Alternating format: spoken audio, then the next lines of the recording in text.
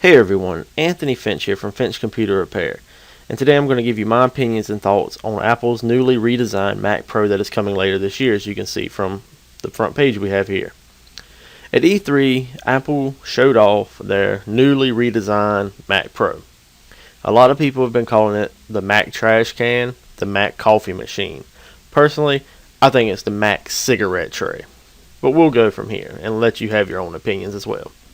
So we're going to scroll down to continue, and it's going to bring you in close up, and it's going to tell you some nice stuff about it, and they're going to make it sound really, really awesome. But what I want to do is show you the processor that's going to be coming in this. This is going to be a socket 2011 Xenon E5 processor. You can see right now that the current Mac Pro is on the orange line, and the new Mac Pro coming out later this year is on the blue line. And that is the floating point performance of an older generation Xenon processor to the new generation of Xenon processor that will be in the next Mac Pro. You can see you have up to 40 gigabytes of PCI Express bandwidth for video cards and other things, such as SSDs and other devices. You can see you can get up to 12 cores of processing power in a small space like the new Mac Pro. It's going to flip you around here. We're going to go to the RAM. As you can see, you're going to get 60 gigabytes of memory bandwidth using DDR3. You can get up to 2 times higher bandwidth than current Mac Pros. You'll see the DDR memory controller is running at 1866 megahertz. You can see the current Mac Pro gives you about 30 gigabytes worth of bandwidth, and the new one will give you 60 gigabytes. I'm not entirely sure about how much memory you'll be able to throw in here, but my idea would be between 32, 64, 96 and maybe even 128 megabytes of DDR3 memory, depending on the size of the RAM modules. Now we're going to go and show you the graphics. The new Mac Pros come with dual GPU standards. It will always have a dual GPU, never a single GPU. And they have ATI Radeon Fire Pro workstation GPUs in them. No more normal gaming GPUs, because Macs are not necessarily made for gaming. They're made for work and just basically work. Music producing, video producing, picture editing, everything like that. You're going to get up to 7 teraflops of GPU computing power with the new Mac Pro, compared to 2.7 teraflops with the current Mac Pro that can use standard graphics cards or workstation graphics cards. Now we're going to go to storage. As you can see right here, you have next generation PCI Express flash storage. That chip right here you see is your new SSD or hard drive. This is maybe upgradable depending on if Apple releases, if this is a patented product through Apple, but you will not be able to put a normal hard drive in here. As you can see, with next generation PCI Express flash storage, you get up to 2.5 times faster speed than a normal SATA solid state drive. As you can see on the right here, you normally get about 110 megabytes read and write out of a SATA hard drive. Out of a SATA SSD, you get about 500 megabytes, but with PCI Express flash storage, you're going to get 1.25 gigabytes of speed, read and write performance through this. Now, the thermal design. Most computers have a dedicated heatsink and fan for each GPU and a heatsink and fan for the CPU or CPUs inside your computer. This Mac Pro will use a unified thermal core, which means this giant piece of aluminum you see right here connecting is touching the processor die and both GPU dies. If you want to pause and read down here, you can read everything they tell you about it, but pretty much what it's going to tell you is that there's a fan on top right around this area that pulls air up through the bottom to cool it.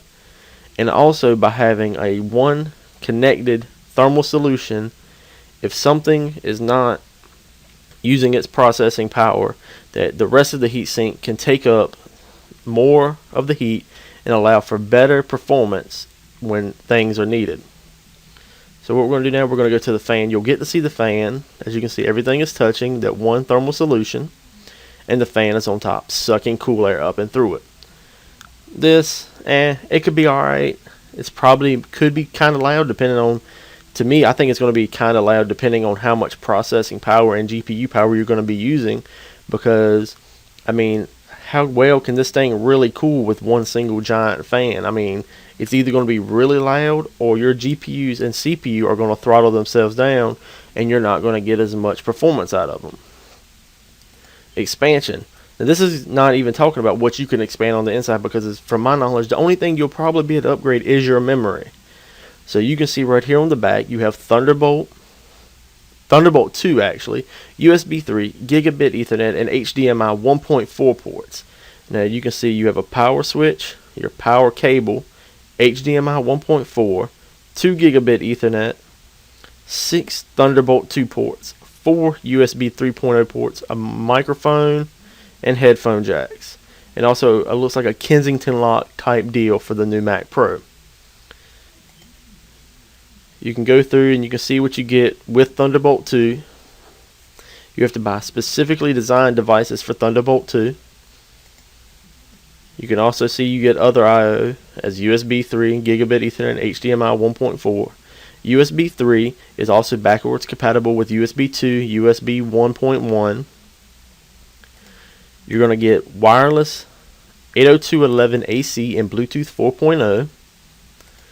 The design of it, as you can see, is 9.9 inches tall and 6.6 inches wide.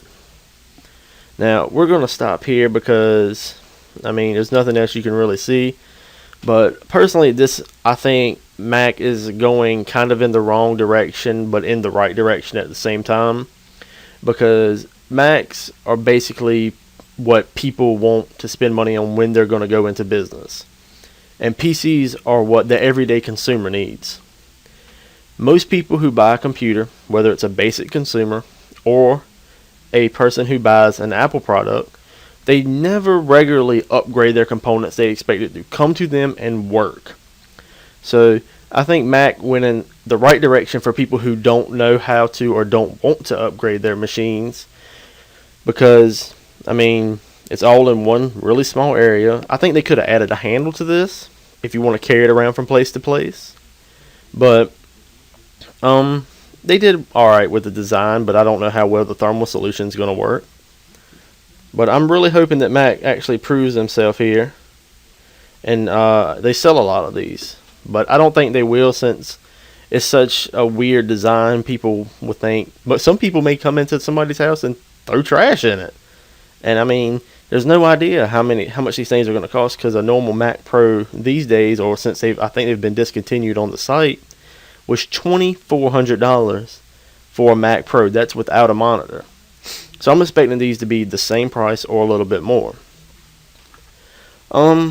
There's not much else I can really say. These things are probably going to be hell to repair, and you'll most likely really have to send them back to Apple unless somebody takes the time to tear this thing down and possibly break some components. And you'll have to specially order the components, especially the CPU, motherboard, and the 2 GPUs. You'll specially have to order those from Apple most likely. And the memory, you can most likely buy that from any retailer that carries ECC memory for servers. But sometimes Apple are a little wary and make you buy Apple certified RAM. But overall, I think this is okay, but I really don't like the design. I think they should have left it as a more upgradable sense for people. I mean, it seems like you're not going to be able to get 2 processors in this thing. It seems like it's going to be only 1 processor with up to 12 cores, 2 graphics cards, and I don't know how high they're going to go with the Fire GL Pros. But Mac did alright, but the design is just really awful to me, and the unified thermal core, it's just not right. I think there should have been multiple fans and heat sinks on everything. But it's up to you. Leave your comments down below. You can subscribe for future videos. I respect everyone's opinion, and any comments left, I will reply to them. This is Anthony Finch from Finch Computer Repair signing off. I hope you have a wonderful day and a happy Father's Day.